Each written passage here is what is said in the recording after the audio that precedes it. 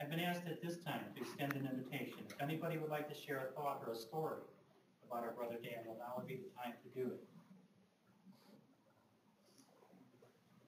Brother Jim is going to do it. Yeah, I was asked by Bernice to say a couple words. Thank you, Deacon. You did a fantastic job.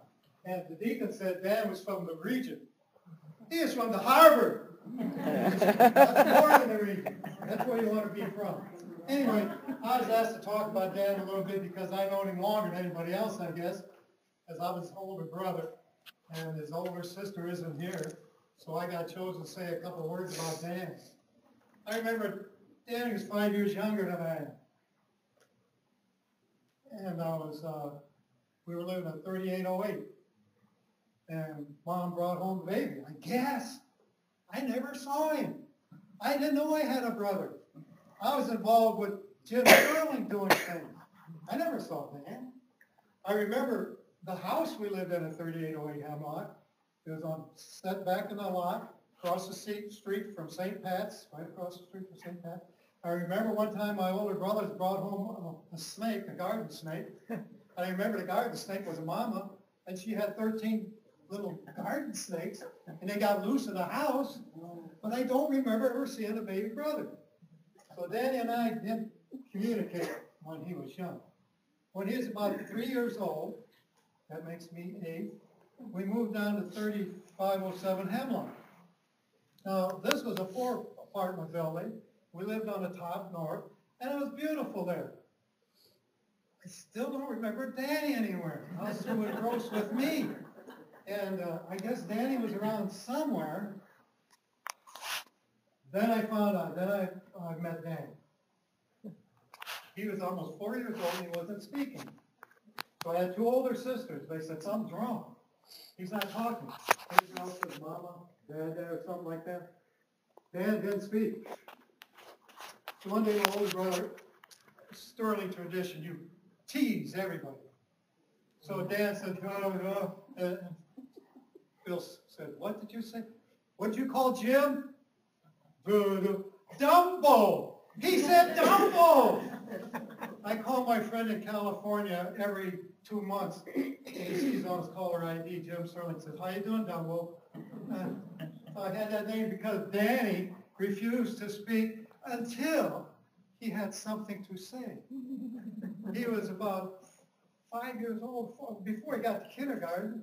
Instead of saying Mama, Dada, he burst out in sentences. No other child that I've ever heard of started speaking in sentences. And Danny started speaking in sentences. So that's a little backlog that probably none of you knew. From there, we moved to 3826. For some reason, my parents liked to move every 5 years. I don't know what that was all about, but we did. And on 3826 Parish, I did know Dan a little bit better. And my sister, I finally saw her. And I remember I have a photograph of her on the front porch. I'm a visual person, so I remember her. And I remember one incident when my mom, she had 8 children. So once every 2 weeks, she got to go to her Bunko Club, whatever that is. I don't even know what it is. And they would go, and it was up to me as a teenager to take charge of washing the dishes. Well, Brother Dan was good. We would get good. Sister, she would, she was really young.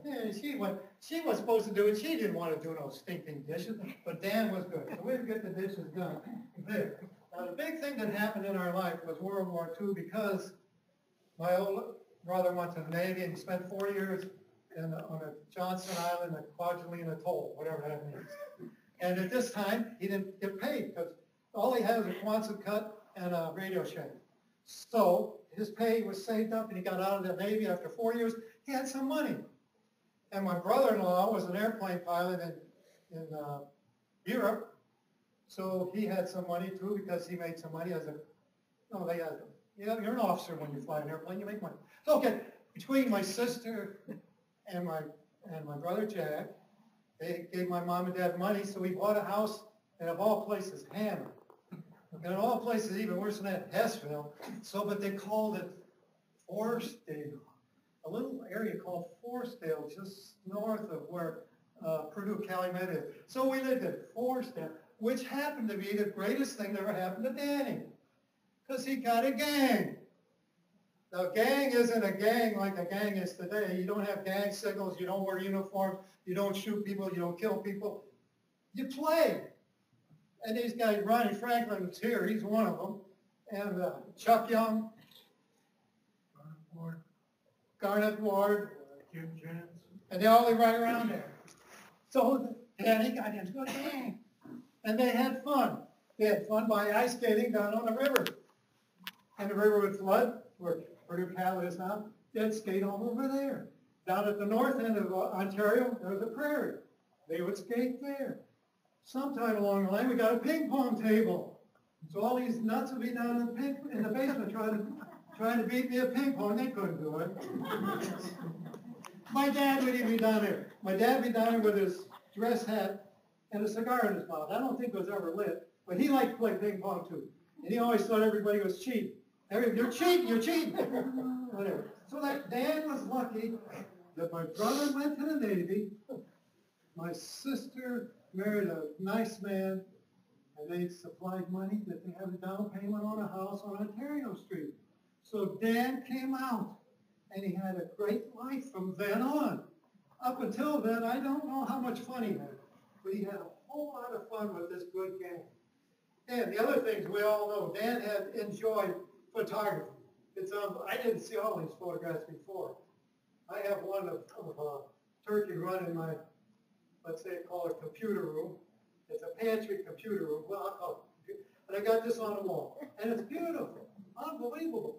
He loved photography. He enjoyed shooting.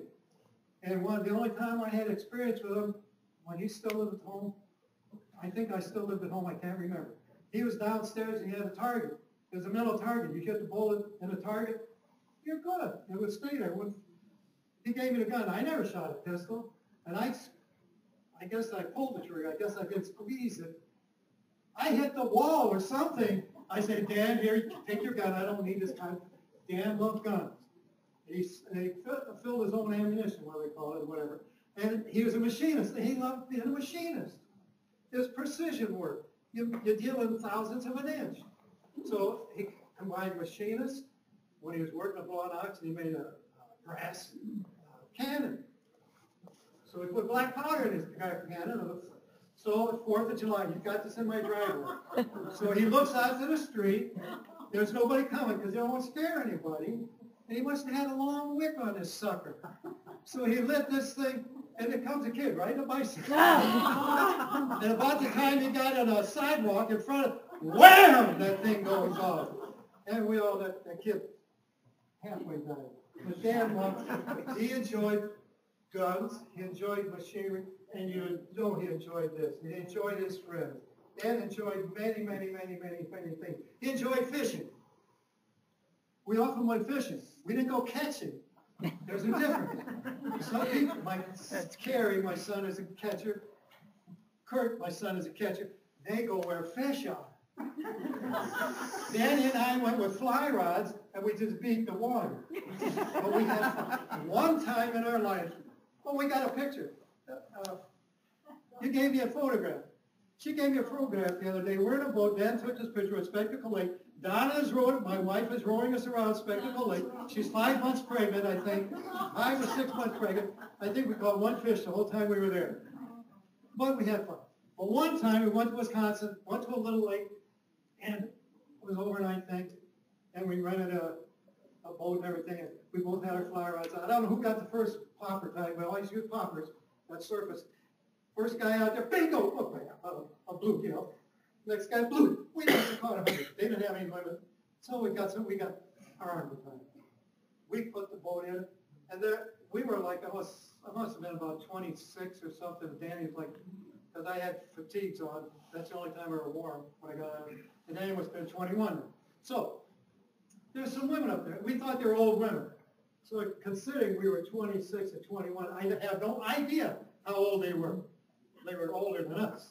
And they said, what are you going to do with those fish? Oh, I don't know, we're going to clean them. I hated clean fish. We'll clean them for you. Huh? How much you charge us? Oh, just let have a couple. You can have half of them. Well, we'll just take a couple.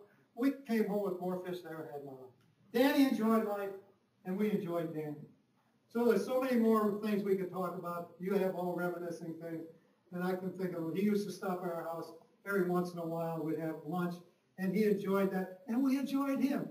And he was the same way when he was a little kid.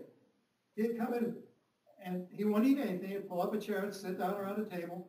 My boys would be talking, and he'd be talking. Finally, if there was a lull in the conversation, he'd jump in with a Shaggy Dog joke. And he was a good joke teller. He'd have a Shaggy Dog joke. Or if there was a conversation he was interested in, he'd jump in and get in the conversation. And then the boys go back to work, and he'd stay till 1:30. He wouldn't say 1:35.